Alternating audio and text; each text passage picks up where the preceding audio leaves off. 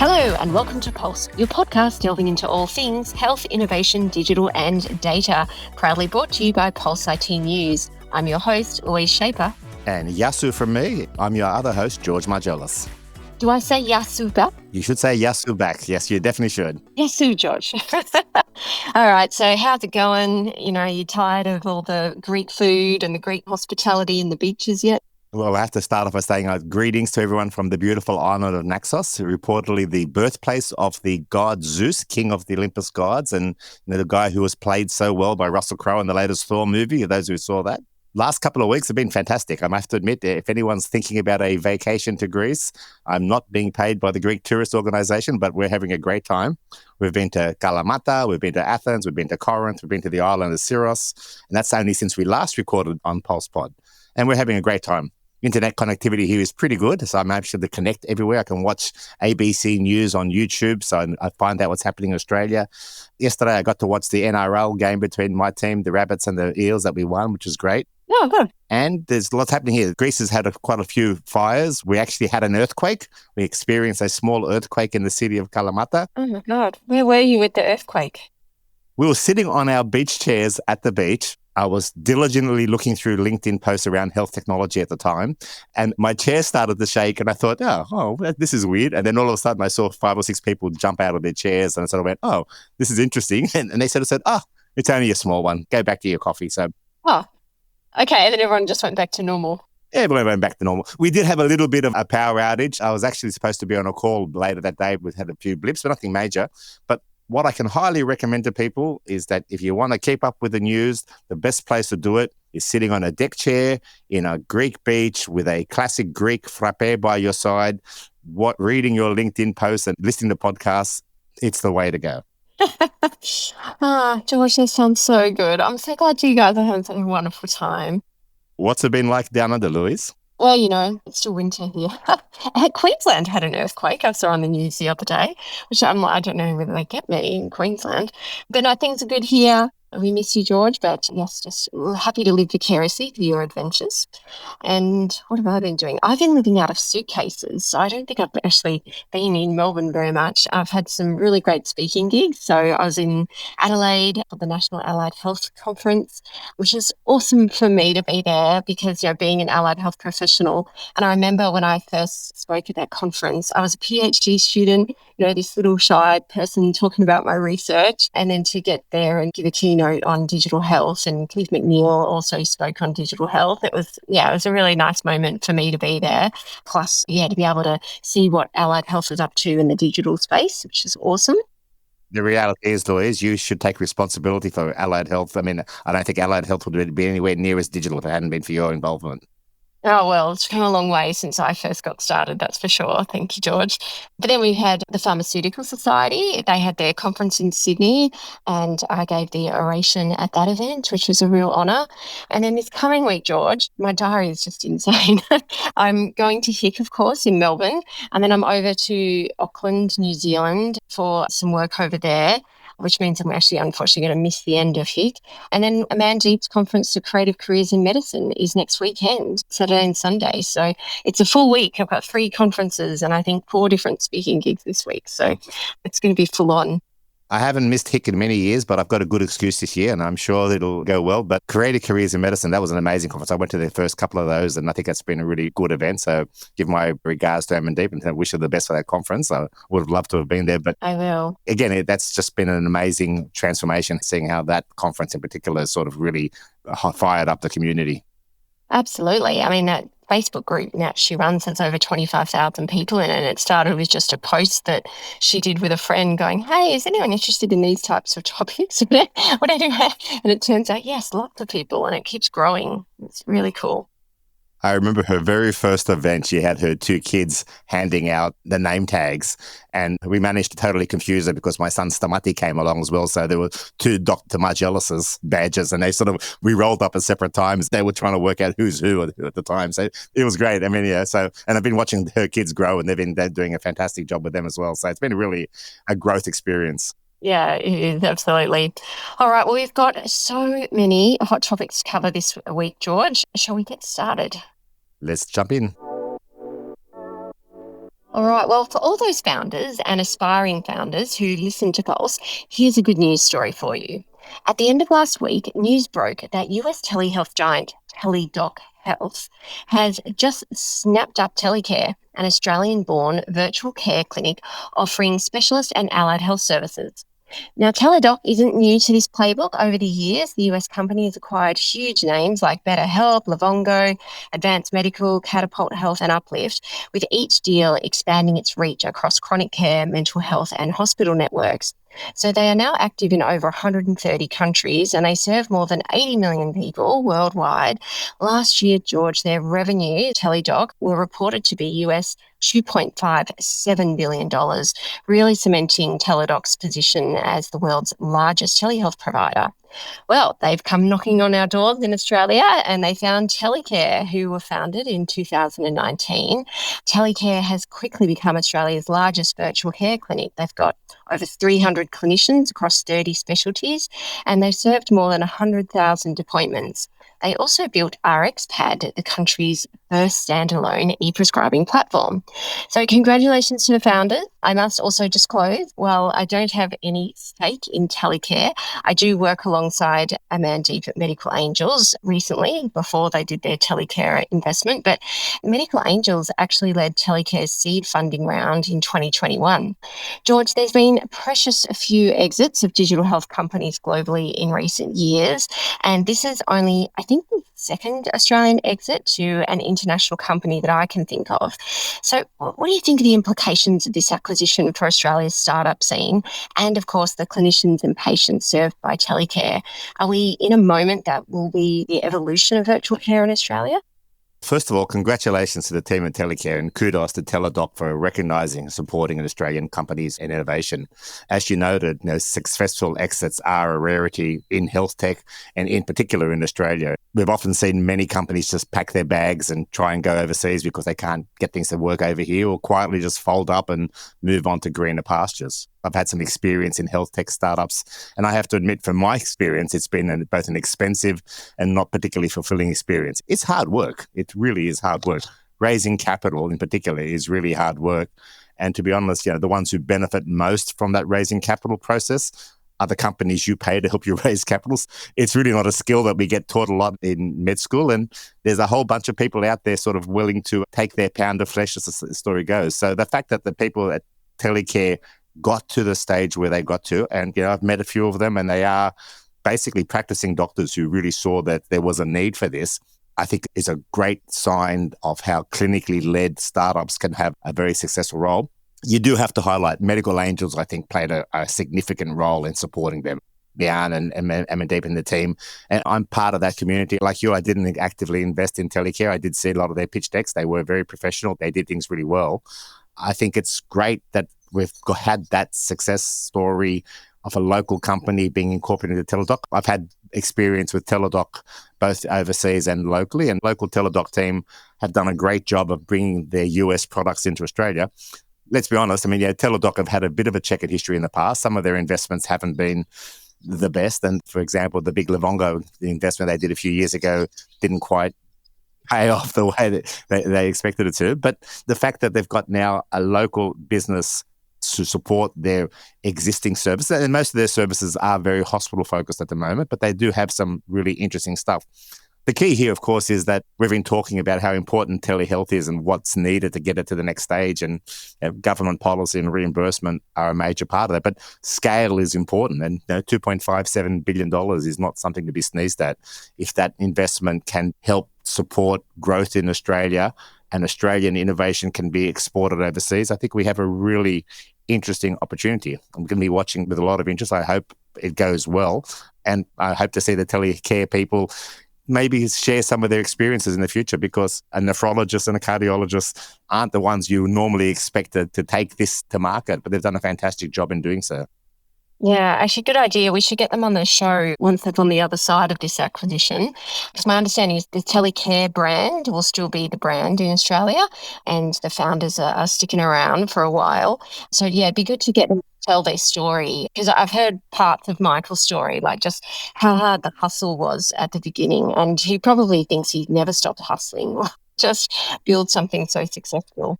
Hopefully they'll roll up to one of our presentations in one of their newly bought Lamborghinis from the huge paycheck they just got, and tell, with gold chains around the neck, telling us how successful it all was. Well, and I'm also hoping for other startups as well as investors that this is a real boon, because when we had Matthew Holt on the show last year, he was just talking about, even in the US market, which is so much bigger than here, just how challenging it is. There's been hardly any exits, and investors aren't that happy about that either, but understand the market conditions change. Whereas now we've got this really significant investment. And so hopefully that actually spurns a lot of interest from other investors as well, knowing that, hey, this is a good place to come to invest your money. So hopefully that happens as well. Look, it's interesting how the other offshore investment was been by a pharmaceutical company. So we are starting to see acquisitions by companies who we normally wouldn't think of as being the acquiring partners. Over the last couple of months, I've noticed companies like Cardihab and Telecare and a few of the other smaller startups in chronic disease are starting to get traction as well. So I think we may be getting on the beginning of an upwards curve. So hopefully things will significantly improve going forward. Yeah. This is really great news. So we will watch and wait, and we'll see if Michael will come on the show and have a chat to us. He might sing us a song. I've seen him, he can do a pitch singing a song on a guitar. So I don't know how much that was part of his getting the initial investment, but it's certainly entertaining. Looking forward to that. Our next story, George, a constant theme we explore on Pulse is consumers having access to their own health data. Well, imagine taking the ubiquitousness and expertise of your local pharmacy and turning it into your very own personal health lab without leaving home. That's the vision that UK pharmacy giant Boots is currently selling. The pharmacy chain has launched 13 at-home testing kits that you can buy online or in stores. They're promoting that the kits allow patients to test for a range of health conditions, and I quote, without needing to see a GP. The test results show up on the NHS app and are emailed alongside clear and practical advice from a team of doctors and nutritional experts. The range of kits are interesting, from a general health blood test kit, checking bowel health, and even a kit for sperm health. Do you think these kits are going to be flying off the shelves, George? Look, at-home testing sounds very democratic and empowering. And in theory, it is a really great thing. But I like to quote my favorite comic book philosopher, Spider-Man: with great power comes great responsibility. And putting these tests in the hands of people who may or may not benefit from them is a responsibility. When you look at a lot of these tests, without any clinical context, do they provide any real clinical utility? One of the things I was taught very early in my career was that you don't do a test if there's nothing you can do about the result. So in this case, some of these tests, what do you do with the fact that you get a positive, negative, ambiguous result? It's really hard to tell. And you often have to take these results in the context of what's happening with the person. I mean, you may have a low vitamin B12, but there may be a very good reason for it because you've been fasting for the last 3 weeks or something. So everything needs to be understood in context. And some of these tests sound a bit dodgy. There were a couple of dodgy ones. What is the value of an intolerances and sensitivity DNA test? And what does my blood vitamin level at a random point of time really tell me? I mean, if I've just had 3 liters of orange juice, I have an elevated vitamin C. You just need to understand what the context is. And what the hell is an energy blood test? I mean, I've never heard of an energy blood test. Yeah, I was actually thinking when I go to London, I have to buy one of those just so I can test it out. I'm like, what is that? Some of these tests are just parts of routine medical blood tests that people do. And in the NHS, that gets paid for through the government system, and the results go to your GP. And if there is something that needs to be done, the GP can actually act upon it. So I'm not sure whether paying £40 for a cholesterol test, which if you're a high risk over 40-year-old male with a history of heart disease in your family, your GP would do anyway, or a thyroid test. And, I'm not sure how often I'd be doing sperm health tests. I'm not sure it's something I'd be doing on a regular basis. Yeah. I get the criticism, absolutely. But then I do think it's interesting, this idea of this front door transformation of retail healthcare. So you've got a pharmacy chain, similar footprint maybe to a Chemist Warehouse or something here, but the products they're stocking on their shelves can be screening stations. And then you get this digital information that's personalised insights. And there's a whole new business popping up around these things as well. So I think there's a really interesting opportunity to actually look at all those right insightful criticisms that you just had, like how there must be ways, like people will want this stuff. Like you said, NHS cares free. So if people are going and spending a significant amount of money on these tests, although the smallest one is, I think, £11, but still, so that would be a lot of money for some people. If people are willing to pay that, there is a demand. So what's missing? And is it that personalized insights, having results when you want them, not just when you can, finally get in to see a GP and go to a normal path lab? Part of the question is the demand because of the pressures on the NHS system, so you can't get to see a GP. So people think this will circumvent that. Does it speed it up? What does this do to health equity? Because those who can afford a £40 cholesterol test will get one. Those who can't have to wait to get it. I mean, there are all those sort of issues. Would that money be better off invested into the NHS to improve the healthcare system? There are all those sort of discussions. I'll put in a disclaimer. I have a number of family members who are pharmacists, and we've had some interesting debates about the role of pharmacy. Pharmacy can play a huge and a very important role in primary healthcare delivery. But I also get very upset when I walk into a pharmacy and there's this lovely pharmacist in a white coat who can talk about adverse effects of drugs and how you need to make sure you're taking everything well.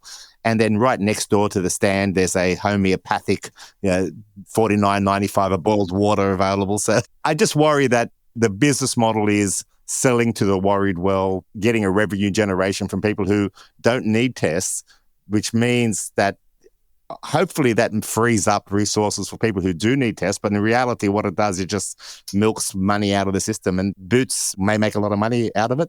They may well recommend that someone takes a whole bunch of herbs and spices for their low sperm count to make them as well. But if the test tells you to take a supplement, are you the product, the test being to sell the supplement, or is it to tell you? I mean, I just worry that sometimes these things smell a little bit of snake oil salesman. And I have seen, unfortunately, people throw money away on things that don't really benefit them.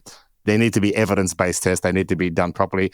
I'm sure Boots is a reputable organization and will make sure they do that, but there's avenues for abuse which worry me. Yeah, there is. But I think the founder behind these kits is part of a movement to actually ensure that patients have access to their own healthcare data. And, with the rise of AI, I do think the more digital data that you have about your health status that's digital could be helpful. He did state on LinkedIn that every data point on those kits actually has a SNOMED code. So I was like, oh, okay, so that's pretty cool, because most people are like, what? What's a SNOMED code? We should maybe introduce to our health minister. I mean, share by default should maybe become something they do over in the UK as well. Do we own that copyright now? Is share by default an Australian only term? I'm not sure if the government probably hasn't tried that like that internationally. It could be. But yeah, I do really admire anything that gets information into the hands of patients. And like you said, maybe there is demand because you're not getting the level of service that you want from the normal clinical care channels. But it'd be good to see this accompanied with research. I'd love to see some actual research done behind this. Who buys these tests? What do they use them for? How has it actually advanced their health outcomes? Did it end up with an increase in the worried well, locking up the GP system and there's nothing wrong with them? Or are there people who actually discover something that's really important and wouldn't have been picked up without the screening? So hopefully there's some research behind this. Absolutely. In the meantime, I may buy some share in Boots just to keep myself covered.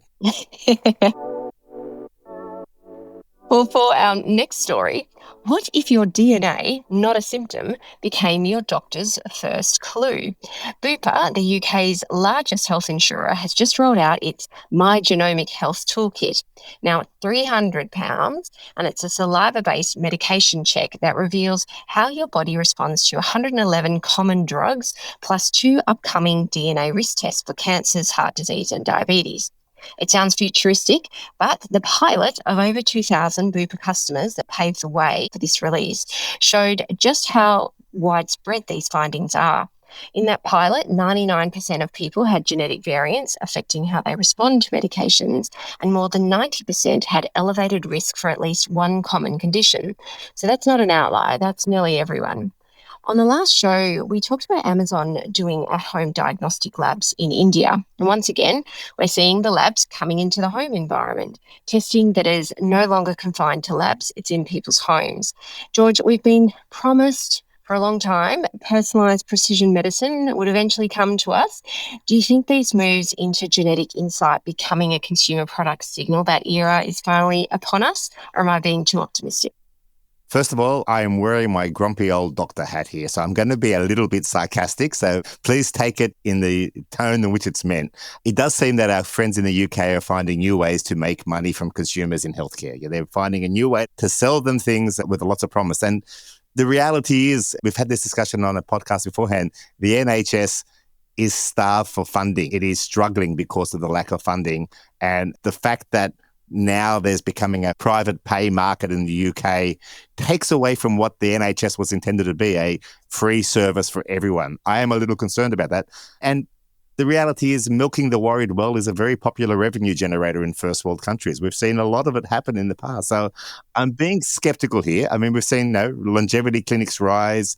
And the reality is we will get some interesting stories out of this. So you will get stories where people will find something in their genes that they didn't know about and it'll have a revolutionary effect. The reality is the probability of that is very, very low. And when you look at some of the interesting work being done in genomics and oncology, for the 100 people who get their tumors sequenced, very few actually come up with a positive result that's actionable. I remember speaking to a colleague of mine who was an oncologist. He's still saying, look, the reality is out of 100, 95 come out with ambiguous results that have no value. One or two may find something which leads to an active treatment. But the news stories we see, which talk about these miraculous cures, don't put them in the context of the thousands of people who have had the tests and the very few get benefit. So there will be people who will get some benefit. There'll be a lot of people who will spend money and get no benefit. My real concern is that it also raises the level of, we used to call it cyberchondria, the fear of disease and people becoming so anxious about what these test results mean that they actually may lead to them having diagnostic tests that actually harm them. People will go and get things looked at that don't need to be looked at. Genetic testing is still very early in its infancy, and there are really a few tests that actually have what I called earlier clinical utility. The fact that 99% of the tests show genetic variants affecting medication response basically means everybody has a genetic variant that affects medication response. So doing the genetic test to tell me that I'm the same as everybody else doesn't add a lot of value, does it? 91% had an increased genetic risk. Probably if they asked their parents, they would find out that family health risk is well known. So that the fact that it's a genetic risk there is reflected in family history. And this is the one that I love. 73% had multiple variants tied to preventable disease, which basically means if they exercise and eat right and sleep better, they can avoid that preventable disease. Now, Hippocrates told us that, and he didn't have access to a genetic test. So I'm a little worried that doing a test that tells you to exercise, sleep well, and eat better, is that something that's valued? I am a little concerned that a lot of people in my profession are now looking at how to make a quick buck out of an ill-prepared consumer. There's cosmetic medical clinics that are popping up all over the place. And yeah, sure, people may get something out of it, but for genetic testing to be of value, you need, and the UK does it. The UK has this huge genetic biobank model, which they use for research. We've talked about that, doing a private test in isolation of that. Does that add value? Does it take away from value? The NHS is designed to help everybody in the UK. These fee-for-service models that go outside the NHS, to me, take away from that beautiful vision of an NHS, which is free care at point of care for everyone, and lead to something which doesn't quite fit in with my understanding of the Hippocratic Oath. I mean, I'm maybe being a bit cynical, and maybe it's because I've had too many Greek frappes here in Greece and too much caffeine in my system, but some of these things need to be evidence-based. They need to be part of the system, and I think taking them outside the system opens us up to new risks. Would you feel better? I mean, at least because it's a private health insurer, so I guess they would make money on the actual test themselves, being £300. But I believe they've embedded it with virtual GP consultations, and so they're offering these services to people who are insured by Bupa. Is it just extracting money, or is this something more about the longer term game for Bupa? Because I'm sure if they're backing this financially, which obviously they are, is it that play for proactive preventative care and being able to pick things up so to actually avoid the high hospital bills and medical bills that come later? So look, again, whether health insurers are necessarily the people who should be looking after our healthcare, keeping in mind that actuarials may be looking at different outcomes than what a medical team will be looking at. But having said that, I mean, Bupa have a great reputation. They run hospitals here. They run aged care facilities in Australia. They run private health insurance. They're a multimodal beast and they do lots of good things. If they can demonstrate that this is effective and the NHS then takes it on board for everybody in the UK, then I think we're on a positive path. History hasn't showed us that to be the path in the past, but hey, we are in a brave new world. So maybe this may be the thing that switches us over to personalized medicine. I have been a bit of critic of personalized medicine because the fact that people think that just by doing a genetic test, we can tell you what disease. And President Clinton said in 2000, this could be the end of disease. And 25 years later, we're not there yet. So maybe this is a positive step. But the cynic in me also says that proper organizational research, and again, this is one of the challenges we now face in the US, of course. This may have been something that the NIH and our good friend Eric Dishman and his team, who were working on genetic testing in the US, may have been able to take to scale. But with that funding cut, does private enterprise need to play a role in supporting the funding for these models?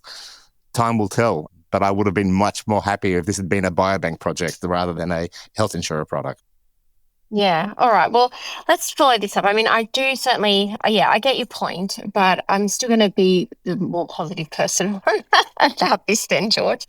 Although I really hope Bupa aren't emailing people PDF reports. Well, that's fine. But we also need atomic data that is stored into their healthcare records. Hopefully that is actually happening.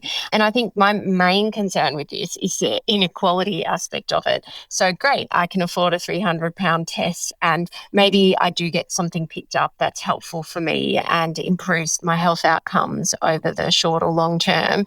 But if that's not made available to everybody, I have a massive problem with anything that actually increases the inequality of access to care.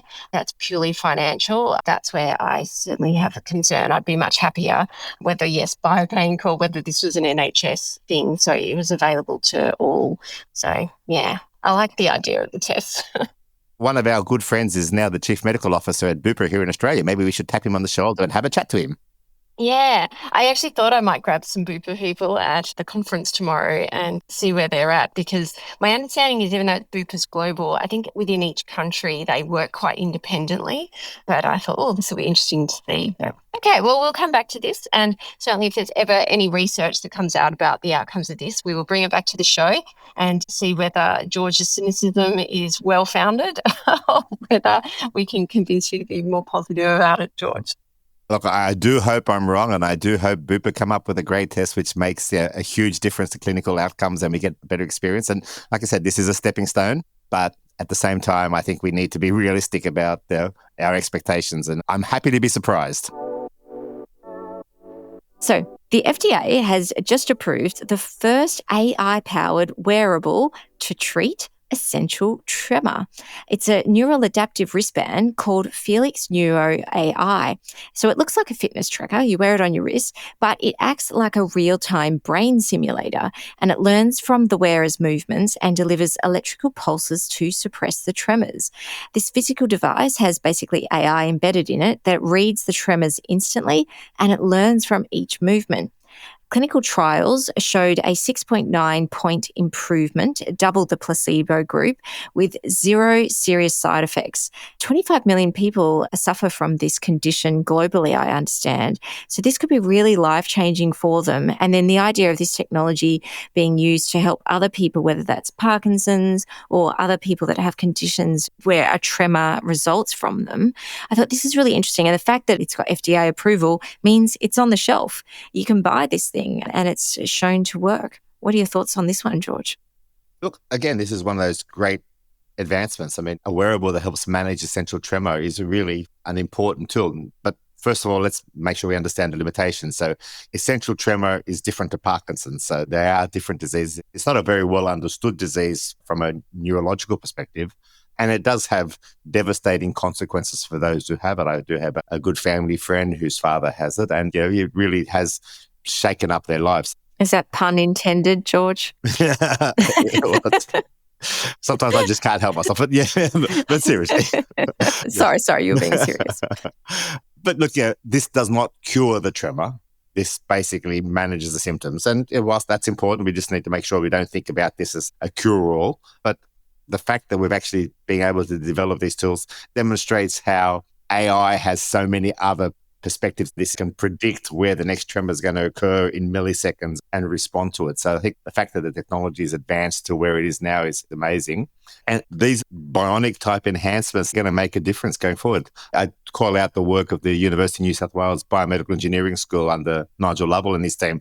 They've been doing some interesting work around taking these ideas, turning them into gadgets that have clinical outcomes. And this is another example of how that can happen. Even if it helps 10% of those 25 million people with essential tremor, that's still a huge number of people who will have an improved quality of life. As you know, I'm doing a lot of work in aged care now, and those small improvements in quality of life make a big difference to people as they get older.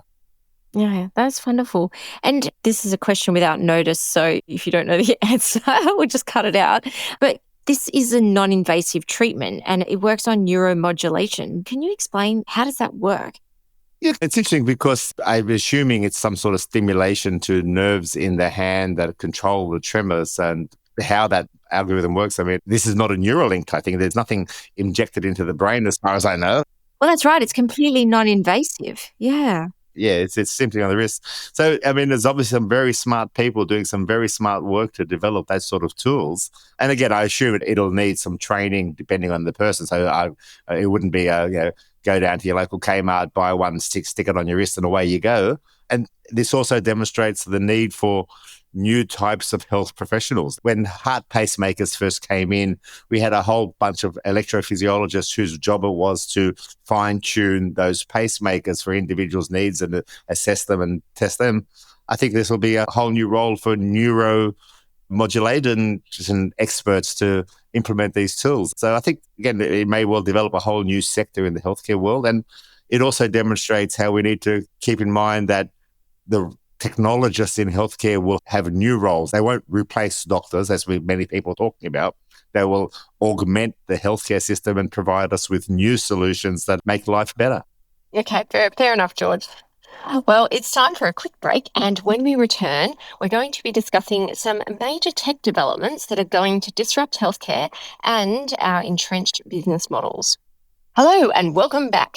George, I wanted to give us additional time in this show to explore how the business models of health are changing, to explore some examples and discuss the ramifications of this for clinicians, healthcare executives, payers, regulators, and patients. So firstly, we need to talk about AI scribes, commoditization and control. It has been a blockbuster few weeks for AI scribes. We've had the story we've discussed recently on the pod regarding the change to regulation in the UK. And we've talked before about Australian AI scribe companies raising pretty decent rounds.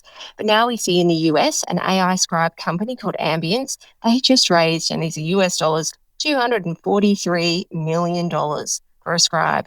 And another company, Abridge, $300 million. And meanwhile, Doximity, they launched a free AI scribe and saying that transcription is now like table stakes. And then after that happened, things took a sharp turn. Epic, the dominant EHR or EMR, depending on what language you prefer, giant, has announced it's building an AI scribe directly into its software. Now, this is something we have predicted before on the pod, that these AI scribe tools will become so commonplace in healthcare, they'll be merely a commodity and will be embedded into clinical software. And yet Epic's not surprising announcement has been met with horror, surprise, cheers, depending on the position one occupies in our healthcare sector. But for AI scribes, the hits keep coming. A scribe in the NHS generated headlines when a patient in London was invited to a diabetic screening when the AI summary falsely claimed he had diabetes and suspected heart disease. Now, luckily, no one was hurt, but clinical governance at the product level and at the human level was clearly lacking, and this could have produced dangerous, inaccurate summaries, raising red flags about automation bias and unchecked hallucination. And closer to home, in Australia, we're also seeing friction. This was reported in the press that a patient in Queensland was denied care because she refused to consent to her doctor using an AI scribe. And meanwhile, the TGA has issued guidance on when scribes are medical devices. Australia's Quality and Safety Commission has released a pragmatic advice for clinicians on using AI. And even the Productivity Commission is weighing in, suggesting changes to privacy laws to make AI easier to deploy by clinicians. Not surprisingly, the Privacy Commissioner, not a fan of that. Now, the Department of Health, Disability and Ageing has also released their final report of their consultation on AI in healthcare, with a conclusion that government and regulators have their work cut out for them. So what does this all mean? There's a lot to unpack, George, here in terms of the impact on clinicians, patients, regulators, health service executives and startups. Where shall we start? Look, AI scribes have been on our hot list for quite a while. We've had quite a few comments about them over the last 30 so episodes with many of the people locally. And we've seen lots of companies pop up, as you point out. Some of them have made huge capital raisings and some of them have eye-watering valuations. Now, again, following on from the story you had earlier about Telecare, a valuation is not the same as cash in hand. You know, a valuation is a theoretical number. What the company's actually worth depends very much on the exit. And the fact that this now 800-pound gorilla, as many people like to describe Epic, is entering the market is an interesting challenge, because when an 800-pound gorilla enters the market, a lot of other smaller monkeys run for cover or they get eaten up. I don't know, have you ever seen the movie Rampage, Louise? There's a movie based on an old arcade game. You know, there's this 800-pound gorilla in that movie that kept on eating up the competition until Dwayne "The Rock" Johnson comes along to the rescue. So maybe there's something like Dwayne "The Rock" Johnson will come in and save these guys, but the market dynamics are going to significantly change. You know, the fact that there's a default scribe in your Epic system, and Epic has a huge footprint in America and is continuing to grow. If it's already there, then why would you go and invest in someone else's system when you have to then integrate it? So I think that's the market's dynamics going to change. The effect on that's going to be interesting to watch. I mean, we may see some valuations disappear. We may see some companies try to pivot to add new value to their AI scribes.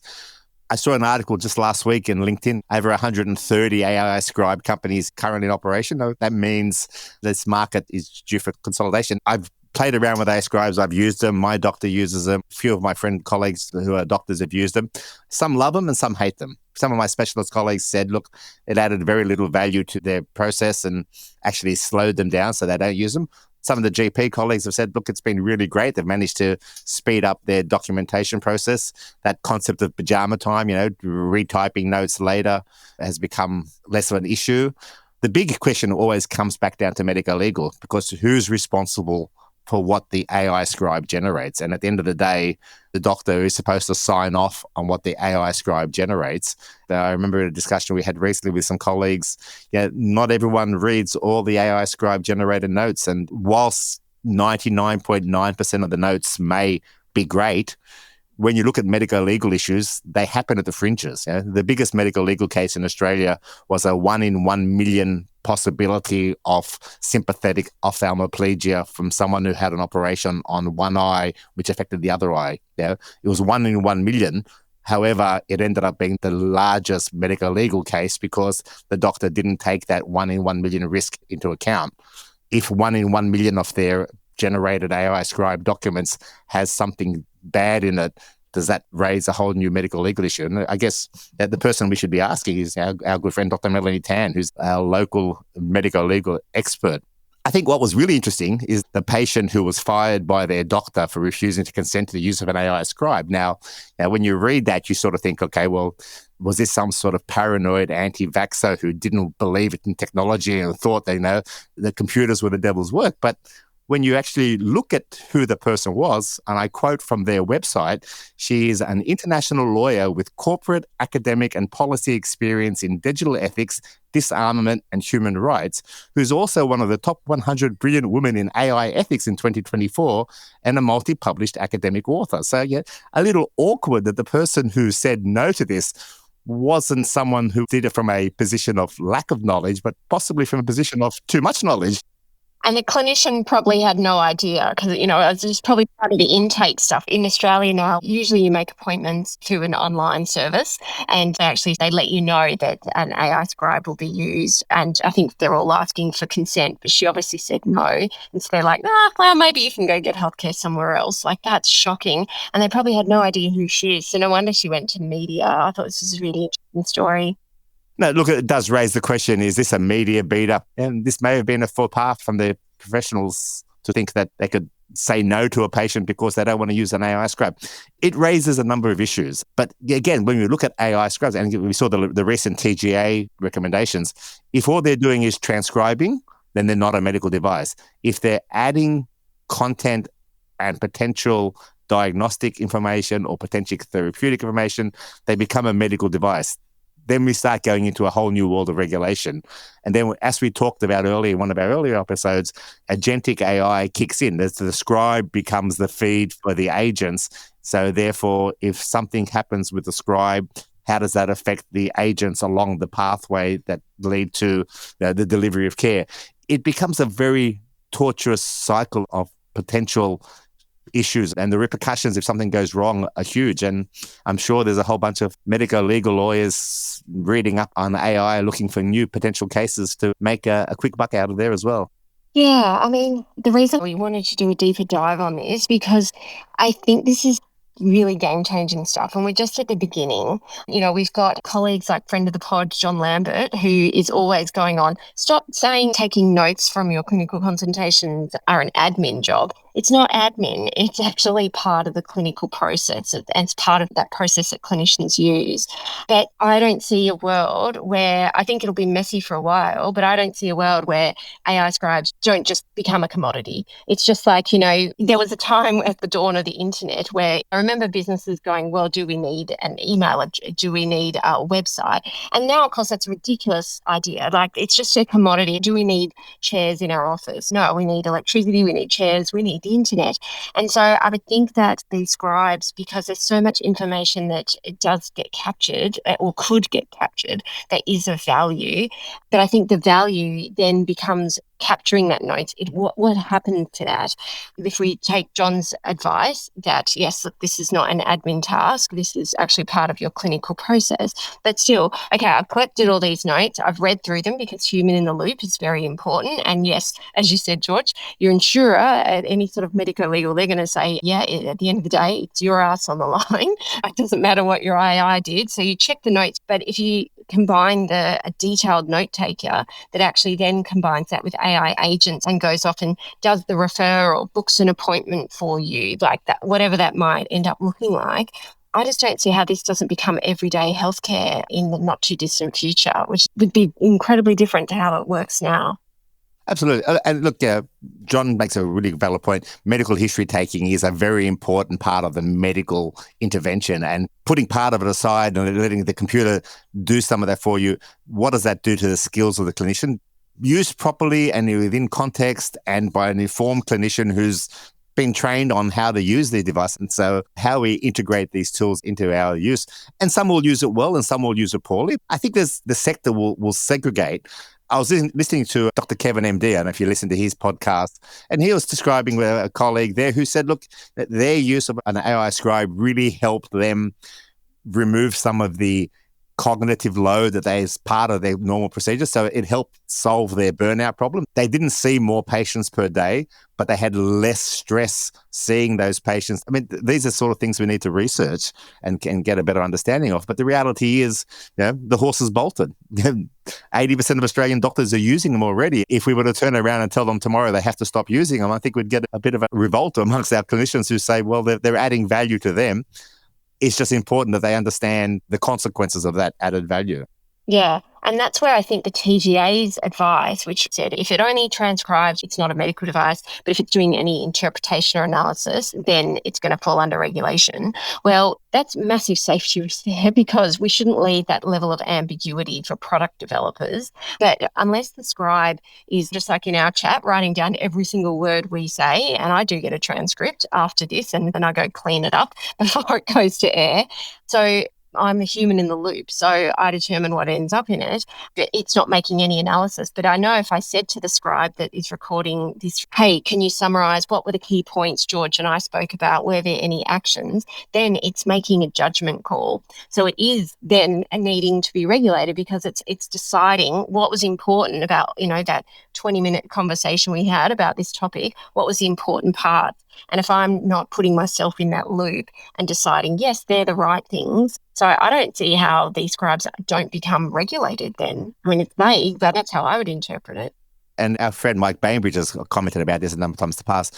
We actually don't have any standardized way of documenting at the moment and communicating in medicine. So, many years ago, doctors wrote flowing, long, multi-page letters to each other. Now they just sort of send, here's the result, here's the action. So I think we need to rethink some of those communication protocols in healthcare. Yes, technology can help in some ways, but we saw when the advent of cut and paste in medical records, where people were cut and pasting medical histories from 3 years ago and just popping it into the medical history box in the current consultation, things get missed. So there are consequences of these technologies we need to take into account. And this is where the challenge lies for us to think about those and preempt them rather than wait for the catastrophe and then try and respond. Absolutely. I think the other thing that concerns me with this is that, AI scribes like a canary in the technology and healthcare coal mine. So we've got, like you said, 80 odd, 100 odd, whatever. There's all these scribe companies, and only some of them will be successful. Others will get purchased up and incorporated. Others will just die because they can't get enough market traction. If it turns out that we only end up with a few big players, and especially if they're already embedded into the information systems or clinical care systems we're using, then you've actually now got a world where AI tools become ubiquitous, commoditized, but they're controlled by only a handful of big tech companies. No, I don't like the idea. We've seen that doesn't work well for us with every other aspect of society, does it? And anyone who's watched the James Bond movie will always know that the evil guy in the background always started off as the nice guy who was going to be the helping everyone. So, Hollywood has much to teach us. Yes. All right. Well, thanks, George. I really appreciate your thoughts on that. And hopefully that is a helpful discussion to get our listeners thinking more about these topics because, yes, all of that happened pretty much in the last 2 weeks. So more to come, no doubt. We will continue to revisit this theme. Okay, well, if AI scribes are the canary in the coal mine, ChatGPT-5 might just be the full tectonic shift. In the last episode, we discussed how ChatGPT is being used widely to support mental health and well-being. Well, 2 weeks ago, OpenAI launched their newest model, ChatGPT-5, making it explicit in the launch. Healthcare is one of the technology's key use cases. The boss of OpenAI, Sam Altman, declared it the best model ever, revealing that 250 physicians had contributed to training for health applications. And on stage at the launch, they had a patient with 3 cancers give testimony of how ChatGPT helped her understand complex biopsy results, decide whether to undergo radiation, and to advocate for herself. This has caused a massive stir, with some in the health sector claiming it is unsafe due to bias and hallucination, with others, including technology advocates, claiming it's just the start of a game-changing technology that's going to upset hundreds of years of information asymmetry between patient and clinician. George, discuss. Wow. Look, I still remember the day, November 2022, when ChatGPT was officially launched. I remember it, the highest uptake rate of any product in the world. It revolutionized things. And it was amazing technology. I mean, it blew us away that you could ask it a question and it would give you an answer that would have taken you hours, if not days of research to come up with. And yes, we heard about hallucinations. And the reality is, the incidence of hallucinations has significantly dropped over time. I do get a bit concerned when one of the big tech companies, pulls out a patient or pulls out a doctor, sticks them on stage and sort of says, this tool saved my life. It's going to revolutionize healthcare. I mean, I've seen all the other big tech companies do the same thing and make huge announcements around healthcare.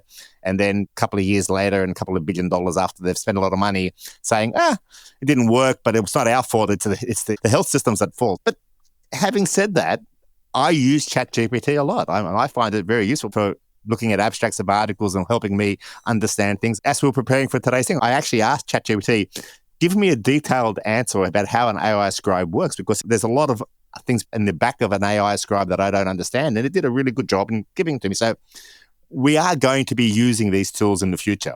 And patients are going to be using these tools in the future. We had e-patient Dave on a few episodes ago. He now has a whole patients use AI thread that he runs through his talks around how important it is for patients to use AI.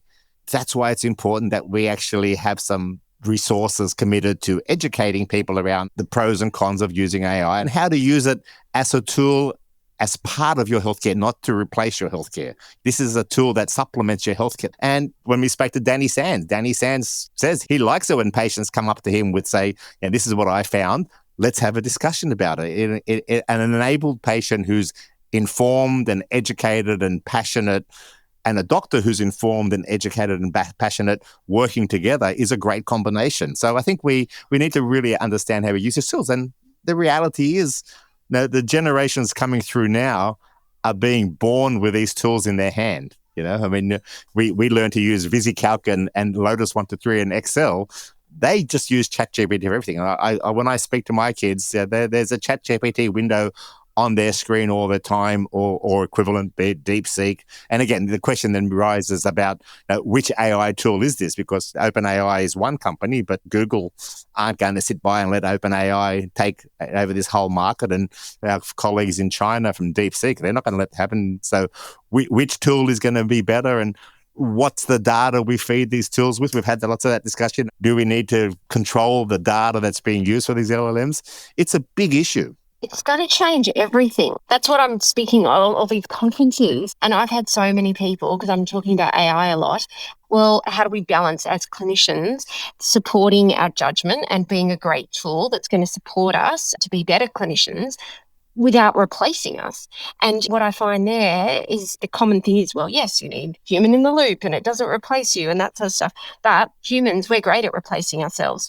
Like, who knows how to read a map anymore? Like when you're driving and store all those directions, like on the second street, turn left, whatever. Like, we don't do that anymore. We've already seen that humans actually, if we find a tool is good for us, and maybe we don't critique it as much as, but we like the benefits we get from it, we very easily as a society take ourselves out of the loop, even when we know better. You touch on an interesting sore point there, Louise. So we have been using Google Maps a lot while we've been traveling around Greece. And when we were in Kalamata, we actually used it to get to the hotel we were going to. Now, Google Maps found a way for us to get to the hotel, which took us through what could only be described as a goat track. So we were driving our car through this bumpy little road, and when we got to the end of this bumpy little road, we ended up again on this main road. And we thought, okay, so when we got to the hotel, we asked the hotel, why do you use this bumpy little road to get down to the hotel? She goes, why would you go down that road? 50 meters up the road, there's a 3-lane highway which drops you off in front of our hotel. But Google decided that this bumpy little goat track was the most effective way for us Probably to get to our had no hotel. traffic, you see. Exactly. There was no lights, there was no traffic. Fortunately, there were no goats either. Although that would have made it very interesting. So we need to think about, again, how these tools do that. And sometimes when they first get launched, they show great promise, but when millions of people use them, you see the benefits. Now, there has been a thread, and I've been watching some stuff online around what are the connotations. We keep on saying that in previous industrial revolutions, new jobs have been created. But the reality is AI is going to replace a lot of people's jobs that may or may not spring up with new jobs. We don't know whether there's going to be new jobs. This is going to be a whole brave new world. And we don't have a roadmap for this. There is no roadmap. It hasn't happened before at this level, anything like it. So I think the best guess, the most smartest people is now best guess. I bet you, in 5 years' time, you'd look back and go, oh, geez, I didn't see that coming. Or I didn't know that was going to happen. Maybe Arnold Schwarzenegger's Terminator may well be the model we work upon, But again, look, you and I are both technophiles. We love technology. We think it has real benefit. We wouldn't be doing the podcast about health technology if we didn't think so. No, we'd be doing a Greek tourism campaign instead. Absolutely. But the reality is, this is going to change the world. I'm sure my parents' generation probably thought that the aeroplane was going to change. There have been lots of innovations over time which has changed the world, but this one really is exciting and scary, and hopefully we can manipulate it to good value. there will be some negative side effects. We just have to accept that nothing is perfect, and there will be some times when AI does bad. But if in context it does more good than bad, then that may well be the world we live in. But yeah, I think it's something we need to prepare for, and education. And we need to make sure that the generations coming forward understand this technology beyond just the glossy brochureware that we see from the companies themselves.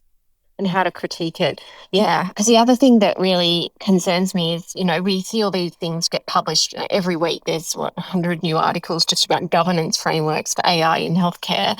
And, we occasionally bring them to light on this show that there is a lot of them. But if you've got a company the size of ChatGPT, and Google is doing it as well, like having a real play in healthcare, but how do you regulate that? Because they're not saying we're a medical device or we exist like the startup does. The startup building their technology on the platforms that these AIs offer. Well, now they're a competitor to you, so sorry, startup. But anyway, you go, oh, my app is perfect for mental health, or, we do rehab, or like whatever. There's going to be a million use cases for these things. But then you have to be regulated because, clearly my entire business model here is about delivering services that are clinical or medical focus. But if you've got a company like OpenAI or Google going, well, our tool can be used for a million different things, healthcare is one of them, you're never going to regulate that. The largest medical device, in air quotes, doesn't call itself one. It'd be very hard to determine that it is. And even if you do, that you can't control the use, because it's like, that was the other thing with ChatGPT-5. So their most powerful model is free. It's completely free now. I don't think it'll stay that way, but at the moment it's completely free. Anyone in the world with a decent internet connection can have access to this thing, and you can't control. You might be able to control in your organisation, you think, how your staff, your clinicians in healthcare are using these tools, but you can't really. People are going to use it on their phones. They're going to use it, outside of your enterprise systems, and then you can't really regulate it either. So the idea that we think that we can regulate and keep a lid on this thing, I just don't see how that's ever going to happen. And at the end of the day, you're going to get a tick box at the end of a long end user licensing agreement, which sort of says, all care taken, no responsibility accepted. And you're going to have to click that box to use the tool. And so therefore, even if you do regulate it, when it comes to a court of law, it's going to say, well, the end user ticked the box, so they've accepted the responsibility. So what happens then? That becomes a legal minefield. So look, it is a challenging area. I think we need to really think about it. But like I said, the genie's out of the bottle. None of us are going to stop using AI. I'm sure when you edit the transcript, you're going to use some AI. When I prepare for these meetings, we use AI. Medical students are using AI to learn medicine. That's the reality of the world. Oh, George, you're heading off today, aren't you? You're going to a new destination in Greece? We're heading back to Athens this afternoon, and then doing some stuff around the mainland. We're visiting a few more beaches, a few more tavernas, catching up with some family and friends here in Greece. So yes, another couple of weeks here in paradise. So I'll be continuing my lounge chair on the beach with a frappe, researching health tech while I'm thinking of you, Louise. For my friends at HIC, I won't see you at HIC. Hello to everyone who's at HIC and at upcoming events. But I look forward to hearing what's happening in Australia when I get back. Yeah, well, we look forward to having you back, George. And I think we always end the show with recommendations. I think for mine, and I'll put it in the show note, the links to those documents that have come out, like the TGA guidance, the Department of Health stuff, and the Commission. They're really good things. If you work in healthcare, even if you're not Australian, you might want to just add those documents to your library and get Notebook LLM to peruse them for you or something. But I think that's really useful. Yeah, so I will put them in as a recommendation. And one thing, if you can't escape to the islands of Greece right now, some really good TV. I've just finished watching season 3 of The Gilded Age, which is on Paramount Plus. And I love The Gilded Age. It's set in the 1800s and right in New York City with the rise of the robber barons and the railroad tycoons and that sort of stuff. And it's escapism fantasy, but it's also just heaps of fun. So when I'm not doing digital health, George, are they the 18th century equivalent of the tech bros now? Is that, maybe there's some analogies there. It really is. No. There are.